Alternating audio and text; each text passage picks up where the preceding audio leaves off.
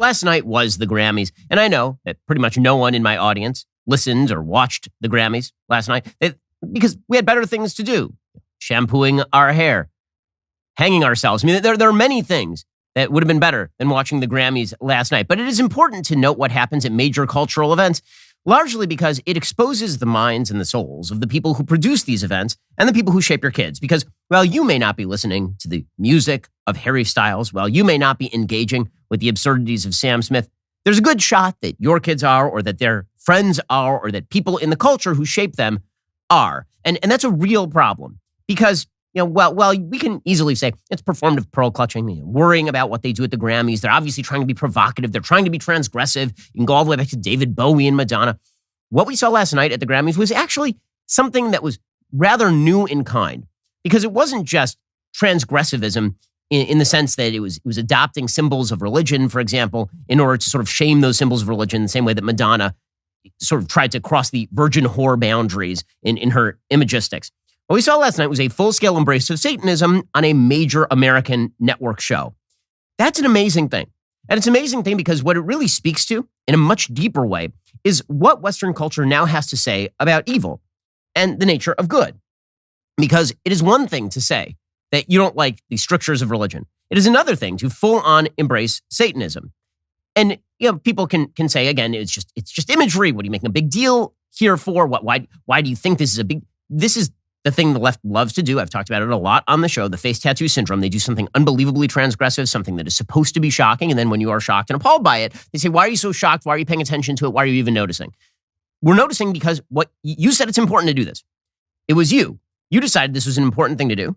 And now we're noticing it. And now we're analyzing why it's an important thing. And it really is an important thing because, of course, the imagery of Satan is nothing new. The imagery of Satan goes back several thousand years. There are references to Satan in the Hebrew Bible. There are references, obviously, throughout Christian theology to Satan. But it's the picture of the sort of modern Satan as a good character that I think is worthy of note here. The reason I'm bringing this up for folks who missed the Grammys, like nearly all of you, is because last night, Sam Smith and a person named Kim Petras did a number in which they full-on embraced Satanism. I mean, full-on embraced Satanism. We'll get to that in a moment. To sort of set the stage, you have to understand that this is a group of mainstream left-wing cultural icons. Those are the people who are in the room. So mainstream, in fact, that one of the people who actually was brought on to give the top award was the current president of the United States, Dr. Joe Biden. The greatest doctor of all time, and also the president, because our current president is basically a meat puppet and does not have the capacity to actually operate in the real world. He cannot even spew words from his face in some sort of coherent fashion. So Dr. Joe Biden, this is how mainstream the Grammys is. It's not some sort of fringe satanic ritual.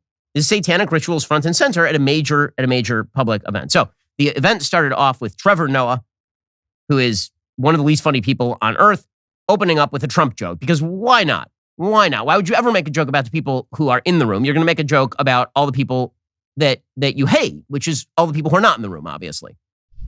That album is so fire, it makes Trump want to learn Spanish. That's what it does. This is it, people. Welcome to the Grammys, everybody. Welcome to it. We made it. We're back. And I'm lucky enough to be back as your host tonight. My job is to be your eyes, your ears. I'll be floating around this room. Think of me like a Chinese spy balloon. That's what I'm doing right now, gathering all the information you want, because this is the room. This is the room where it all goes down. Just look around. Look at all the faces. We got the best musicians, the best performers, best producers in the world. Yeah, every song on TikTok that you hear, there are people who made them. This is them. Okay, and by the way, he is correct. Right? These are the cultural influencers. These are the people who make the culture in which your kids engage. And of course, he went on, he praised Harry Styles because Harry Styles is, of course, the sexiest androgynous person in the room. Here he was praising Harry Styles for wearing women's underwear. What can you say about this man that hasn't been said, huh? Incredible album, mind-blowing tour. What is it, 15-night run at MSG and the Forum, huh? Women throw their panties at this man, and then he puts them on, and he looks better in them than they do.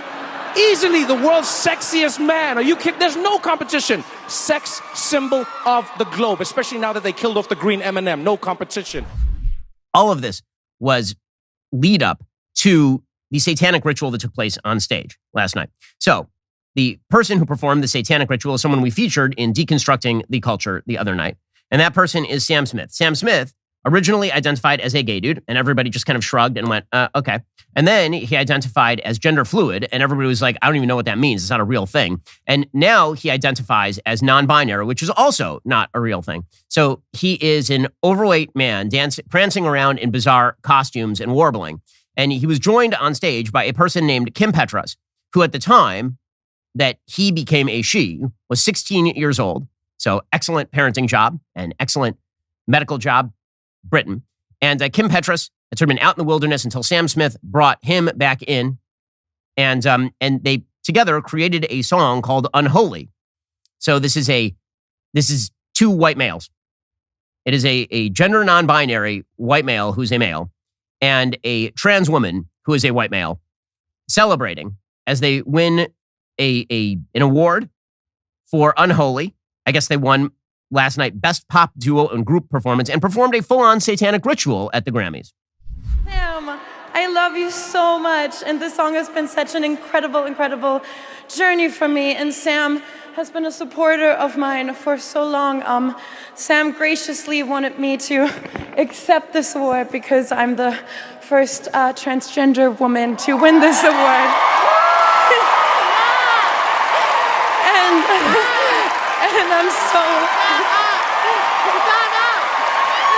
and I'm so much celebration, so much cheering. Thank you.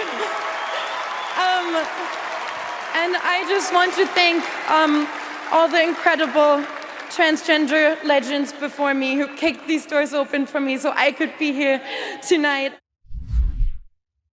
Okay, and this brings us to the actual performance. So to understand just how bad the performance was, you have to, and what the song Unholy is about, you actually have to see it. So here's what it looked like.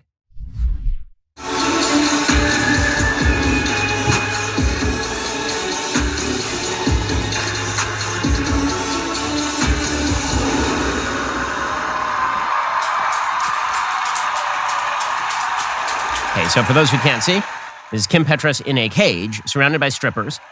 And Sam Smith shows up wearing a Satan hat and sponsored by Pfizer. So, two on the nose, God. Sorry. Satan, sponsored by Pfizer. Wow, just well done right there. In a second, we're going to get to the satanic aspect of the Grammys, which ties into a broader sort of intellectual rubric. First, if we're talking about people who should not be trusted with your kids, we're talking about these people. If we're talking about people who should not be trusted with your data, we're talking about big tech.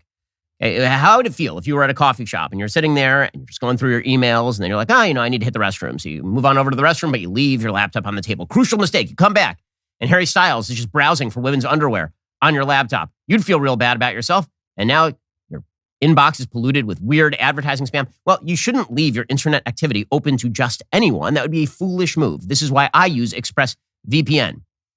The simple fact of the matter is there are a lot of eyes and ears who want control of your data. We're talking about big tech that wants control of your data so they can monetize it and they can use it to advertise and make money off of you while they despise you. Well, you have big government that actually works with big tech to grab a hold of that data. You have hackers who are constantly trying to grab that data. I don't want any of those people to have my data. My data is my own data. This is why I use ExpressVPN. Your ISP can keep the logs of your internet activity with ExpressVPN. Your ISP can't do that anymore. Your internet activity is completely hidden. All it takes is one easy tap of a button for ExpressVPN to secure all of your devices.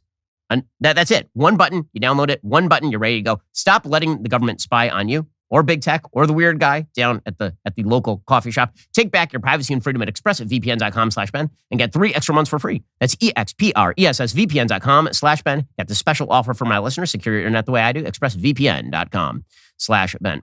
If you look at the economy these days, a lot of people telling you that the economy is going to go great guns, that Joe Biden has somehow achieved a soft landing. I am skeptical of this viewpoint. I think that we're about to enter a period of significant economic stagnation. I'm investing like that. One of the things that I am doing to prepare for that is I'm diversifying at least a little bit into precious metals, and you should do the same.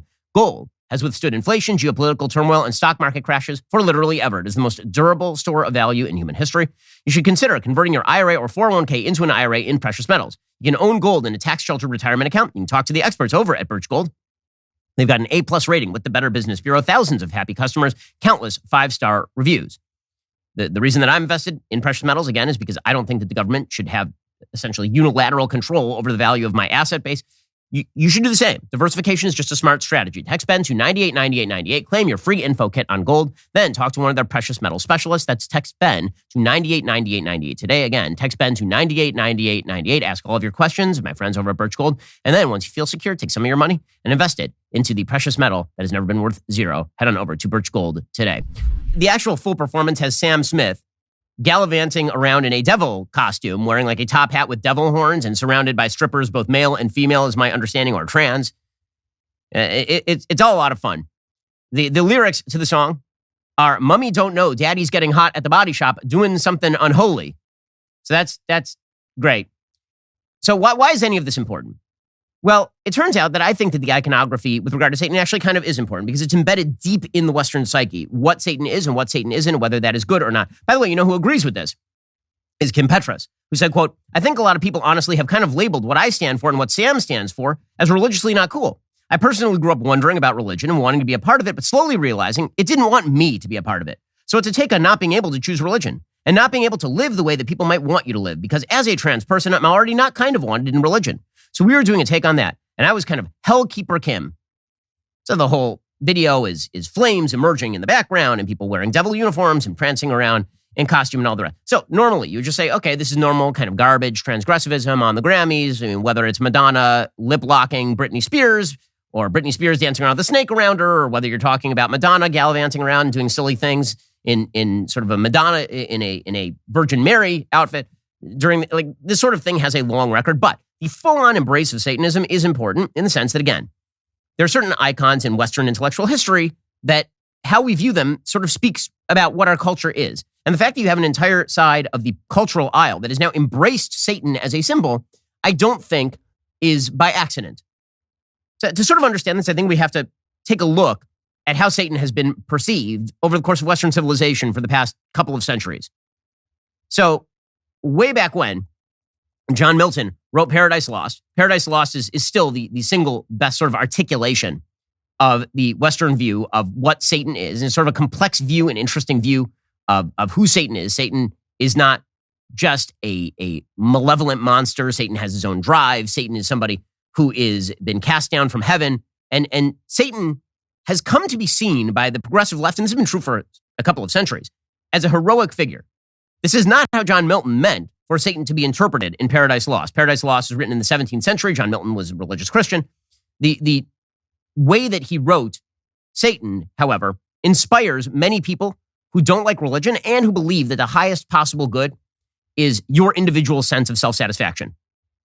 And Satan in Paradise Lost very famously says, "In my choice to reign is worth ambition, though in hell. Better to reign in hell than serve in heaven." Right? It's the big kind of tagline for Satan in Paradise Lost, is better to reign in hell than serve in heaven. And the whole reason that Satan rebels against God is not because he actually thinks that God is morally wrong. It's because he believes that individual autonomy, that his sense of power is more important than anything. He rebels against God specifically because God demands good things of him, not because he thinks that God is demanding bad things of him, but because he recognizes that God stands for a higher morality, something good and true. He rebels against it specifically for that reason. But that rebellion, for large parts of the transgressive mind over the course of the last several centuries, that rebellion is heroic in this view. And that has now become the full-fledged view of so many on the left. And they don't even know that this is the case. Okay, so talking about Satan in Paradise Lost. So again, the vision of Satan in Paradise Lost, and Milton is making Satan the villain, is that it is better to reign in hell than serve in heaven, namely individual autonomy. My sense of self-satisfaction, my sense of power is much more important than any sense of good or true. And one person, a romantic poet, who really bought into the idea that Satan was the good guy in Paradise Lost was Percy Shelley. Percy Shelley, his wife, Mary Shelley, wrote Frankenstein. Percy Shelley, of course, is a very famous romantic poet. And here is what he wrote about Milton's devil. Quote, "Milton's devil as a moral being is far superior to his God as one who perseveres in some purpose, which he has conceived to be excellent in spite of adversity and torture." So what exactly is the purpose of Satan? And when you look at Paradise Lost, what exactly is Satan's purpose? The answer is not that Satan seeks to do something good for others. He explicitly acknowledges he's not doing anything good for others. His purpose is, I refuse to be bossed around. I refuse to abide by standards of good and true that I don't personally enjoy or personally like. I'd prefer to rule myself than to be ruled by something that is good and true and good for other people. And so in order to see Satan as a sort of hero, what you have to do is see society and its rules and religion and its strictures as a chain upon you, something you have to wear. And this is exactly what Shelley said. The reason that he really saw Satan as a hero is because he hated religion. He saw the strictures of religion and the rules and roles that are created by religion as inherently bad. He said religion and morality, as they now stand, compose a practical code of misery and servitude. The genius of human happiness must tear every leaf from the accursed book of God, ere man can read the inscription on his heart. How would morality, dressed up in the stiff stays and finery, start from her own disgusting image, should she look in the mirror of nature? He says, love withers under constraint. Its very essence is liberty. It sounds incredibly modern. And Percy Shelley is writing at the beginning of the 19th century, and this sounds really, really modern. He's talking about how the only thing that you should be answerable to is your own sense of happiness. And if that happiness can only be achieved by casting off all societal rules, all responsibilities to other people, all goods that actually achieve good and happy for enormous numbers of people, if the only way to achieve your own sense of happiness in the moment, your own sense of sexual joy in the moment is to throw away everything else, you throw away everything else. And that's why Satan is the good guy. This is why, for example, Percy Shelley was a big advocate of the idea that all sexual unions between two people should end as soon as some sort of obligation that makes you feel bad about yourself attaches. So he said, quote, if happiness be the object of morality, if all human unions and disunions, if the worthiness of every action is to be estimated by the quantity of pleasurable sensation it is calculated to produce, then the connection of the sexes is so long sacred as it contributes to the comfort of the parties and is naturally dissolved when its evils are greater than its benefits. There is nothing immoral in the separation. In other words, marriage is bad because marriage requires you to stick with a person for whom you may not have a joyous feeling at the moment. At the very instant when your pleasurable sensations mitigate, at that very instant, you are now allowed to, and not only allowed, you should be obligated by Percy Shelley's moral system to break all the ties that bind, to throw away your morality, throw away your sense of responsibility. And that's what you're seeing at the Grammys. What you're seeing at the Grammys is the dumbed down, incredibly stupid version of what Percy Shelley is saying in the early 19th century. He's basically saying that morality, religion, rules, all of that stuff is bad. True happiness is the thing that lies within. And that's why Satan is the good guy. Satan is good because Satan encourages you to worship yourself. Satan, he wants you to worship him, but the way that you worship him is first you worship yourself. You are basically the conduit for Satan. Worshiping your sense of sexual joy, worshiping your sense of subjective happiness at the expense of everyone else, at the expense of broader standards of morality or true or good or beautiful. If you can do all those things, then Satan is standing right behind that. That's always the case, by the way, that the religion is made. And so what's happened now is that true Satan worshipers, I don't mean people who are like going in the back room and killing chickens or something, but people who worship that idea, they've now embraced it and done so openly instead of holding satanic rituals on national television. And they're out there basically saying, you're right. You're right. You say that my selfishness is backed by Satan. You're right. And you know what? Satan is the guy I like. I'm into it. He's great. Alrighty, guys, the rest of the show is continuing right now. You're not going to want to miss it. We'll be talking with Peter Boghossian. You'll remember him. He's the professor who sent a bunch of ridiculous fake headlines to various university journals, and they printed them all because the universities are nuts. If you're not a member, become a member. Use code Shapiro at checkout for 2 months free on all annual plans. Click the link in the description and join us.